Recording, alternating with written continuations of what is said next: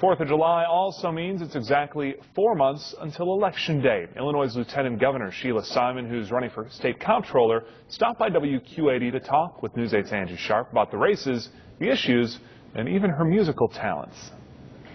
Very nice to meet you. What's your name? She stood by Governor Pat Quinn for 4 years. Business leaders, environmental leaders. Tonight, Lieutenant Governor Sheila Simon sits down with WQAD to discuss her next step and the state of the state of Illinois. Being Lieutenant Governor has given me 4 great years of having the opportunity to meet with people all over the state and find out what's going on that's good that needs to be shared, what's going on that can use some improvement. Simon is in town to talk military, specifically legislation that impacts the Quad City's largest employer, the Rock Island Arsenal, and the families who live there. It's legislation that will allow any child of a military family to come in and transfer in and start up school at exactly where they were at school in South Dakota, Hawaii, you name it. Military families move about 3 times as often as civilian families. Kids in a military family will on average go to 9 different schools. Just last week, the governor signed that act into law. Coincidentally, earlier that week, he was in the Quad Cities to sign off on a direct flight to and from Washington, D.C. Leaders say both moves show support for the arsenal ahead of possible Defense Department cuts. We are anticipating that in the state of Illinois.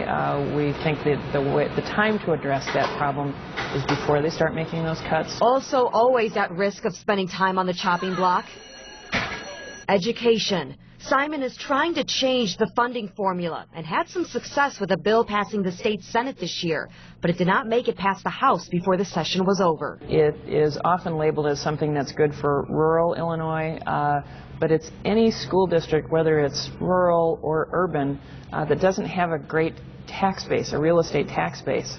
Right now what goes on is those districts that are less supported by their local real estate taxes have more coming in from the state, but that's the first place where it gets cut. She hopes the House will take up her idea in the veto session later this year. Senate Bill 16 would really drive the money to where the kids' needs are, which is a principle that I think we can all agree on.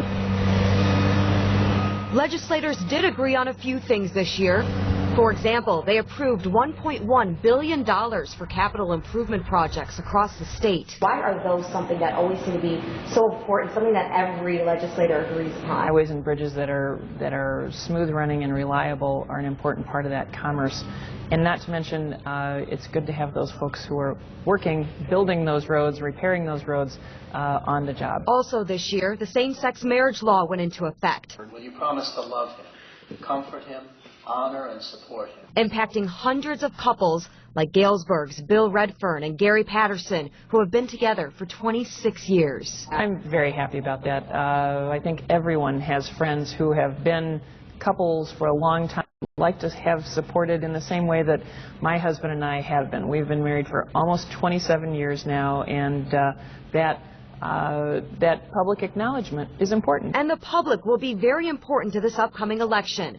One voter topic is the income tax rate. I think that discussion will be ongoing throughout the campaign season. Expect to hear a lot about it and expect to be engaged in that conversation. Another topic will actually be on the ballot, and that's minimum wage. To get the public's opinion on a minimum wage increase is, I think, a good idea. Good to see you, Sheila. Good to see you. Simon will not be by Governor Quinn's side this election season. Instead, she's on her own, running for comptroller. She says she wants to bring more accountability to the position. We need to have a government that we can have a little bit more sense of trust in.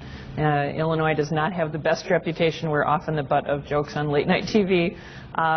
If we are better at having accountability with our state funds, better at accountability with our local government funds, then I think we're going to be able to move in a more positive direction. So some possible changes for Simon in the future. But one thing that won't change is her passion for music. You're also a musician? Yes.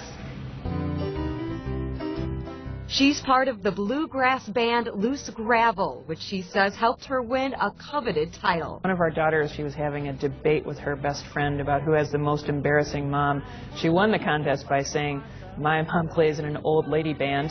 So I play in an old lady band, and I love it, and we'll be playing at the State Fair again this year in Springfield, so I highly recommend you come down and listen to us on August 13th. A busy 4 months ahead for Sheila Simon as 2014 becomes her biggest year yet. Angie Sharp.